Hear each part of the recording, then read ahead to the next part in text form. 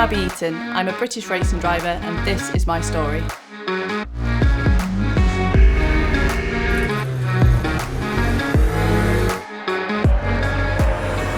The appeal to start karting and start motorsport was just obviously I'd watched my dad. So my dad's always been involved in motorsport, started when he was younger on bikes, moved into karts and into cars. And from kind of 2 months old all the way up to 10 years old, seeing him on track and the adrenaline buzz he got when he came off the circuit, it was just something that I wanted to have a taste of. I was obsessed with my dad's racing suit, you know, he just looked so cool in it. And he actually had one made for me, so we had matching race suits. 9 o'clock in the morning, that thing would go on and I'd be in it all weekend, running up and down the paddock, causing havoc. I remember back in the day when my dad was racing at Knock Hill, there was actually a kart track on the circuit. So I actually went in the truck and I found this cardboard box and I made a little money slot in it. And I went around the entire paddock saying, you know, this is Abbie's karting fund, please help me go karting. And obviously everyone put some money into the pot. And rather excitedly I got back home and said, Mum, Dad, look, I can go karting now. Obviously they were absolutely mortified and told me to walk around the entire paddock giving money back. No one wanted me to give the money back, and eventually I did go karting, so you can't knock me for trying. After a few years of pestering, he finally caved and got me a go-kart, and I started karting at 10 years old. So I made the move into cars when I was about 15 years old, and the reason why we did it is that karting was just getting so expensive, and actually the amount of money we were spending in cars, we could move to cars. My first couple of years, it was all about learning how to drive a front-wheel drive car, so obviously karting's rear-wheel drive. It's pretty much the same apart from when you get into a slide or something a bit sketchy, you've got to respond completely differently. And I remember my first ever race at Donington Park, my competitor in front had dropped some oil on the track and I hit the oil and went sideways, and my instinct was rear-wheel drive, so I turned into it and lift off the power. But I remember my dad saying to me, whatever you do, if anything goes wrong, just floor it, hit the accelerator and floor it. So I did a combination of the two and I ended up firing myself off into a wall at my very first car race meeting. So I ticked the crash box very early and thankfully I didn't crash anymore through the first couple of years, and managed to finish third in my second year in cars.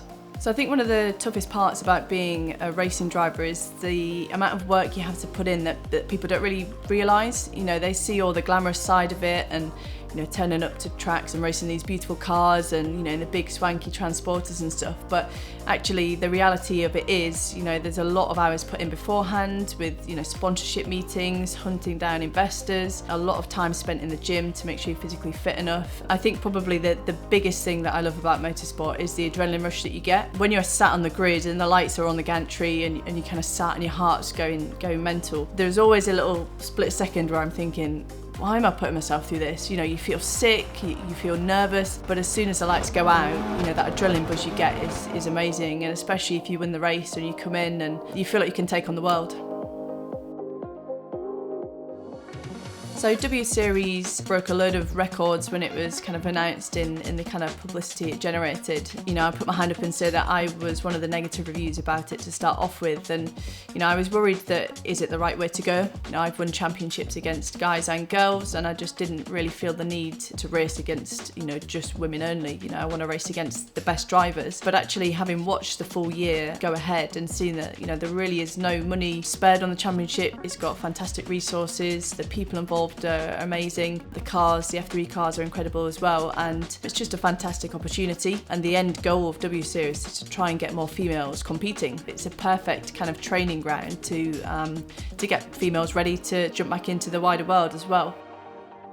There are a lot of experiences that you go through as an instructor. They're really good ones when you teach someone from a novice and they have their first win.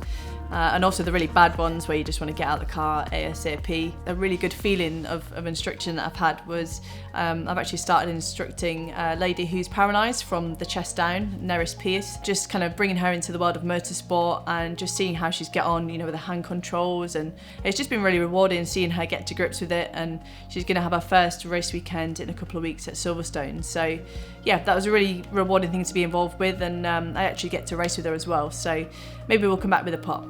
Another good side of being an instructor is you get to take people out for passenger rides, and just recently I got to take my mum around Cadwell Park in a Lotus 430 Cup car. She made some very strange noises around the track and there were a few screams, and I think going over the mountain she had her eyes shut as well. So yeah, we can get our own back as instructors sometimes too. Fear factor 10. Would you drive it every day? Slower maybe. So my first experiences of sim racing was probably at the W Series assessment, and the simulators they have there are fantastic pieces of kit. And then W Series announced that they were going to do an esports race series and basically sent us all Logitech equipment. So we had the wheel, the pedals, we had the play seat, PC, TV, the lot. So we were all kitted out to have the season together. There were going to be a lot of circuits that I needed to learn. So the thoughts behind it were get a sim, do hours and hours around each of the tracks before I actually get there, and then I've got one less thing to learn. I think especially through lockdown and this kind of boom that we've had with esports, I think it's going to open up a new avenue to get people into motorsport. You know, these sim racers, that they can, given the track time, they can kind of convert their skills to real life stuff. Just think how amazing it would be if you got someone that started off racing simulators in their bedroom that actually end up becoming an F1 world champion.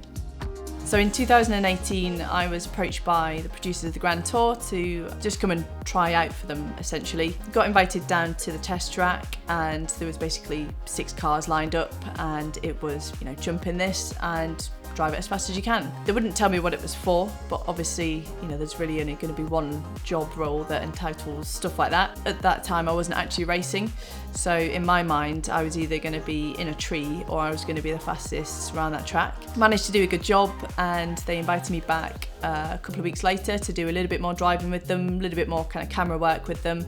And then a week later got invited to the headquarters in London and got offered the job as the test driver. Go! Professional racing driver. That's it. She's good. She's good. Probably my favourite shoot from the Grand Tour was when we were in Sweden and we were doing the ice driving. So I was in a Porsche Turbo S and Jeremy was in the Lamborghini Urus, and we basically had to have a little race. But it was round the track that was a big peak, and it was honestly so much fun. Like, we were in stitches the entire time driving around. What's not to love drifting a Porsche round an ice track in Sweden? The bell has sounded, the race is on.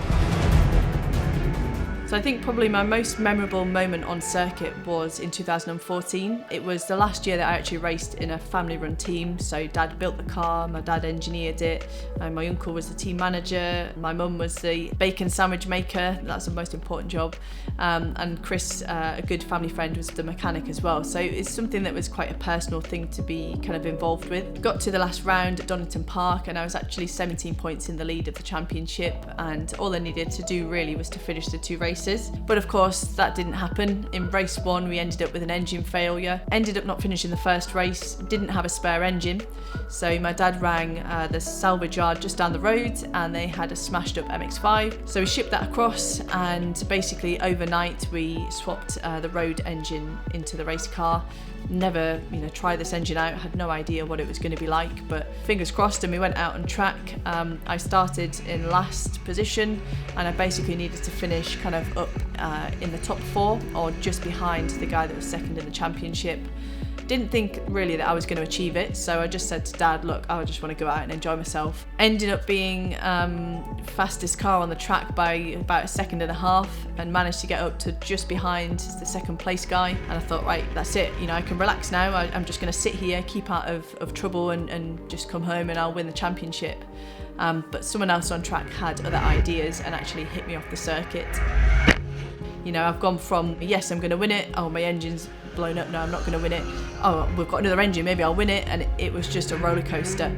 All these emotions come out, I'm punching the steering wheel, I'm screaming, I'm shouting.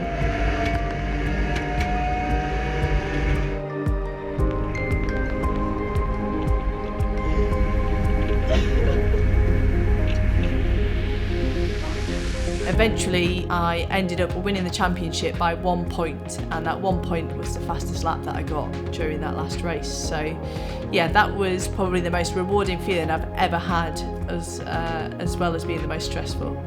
So congratulations, you are.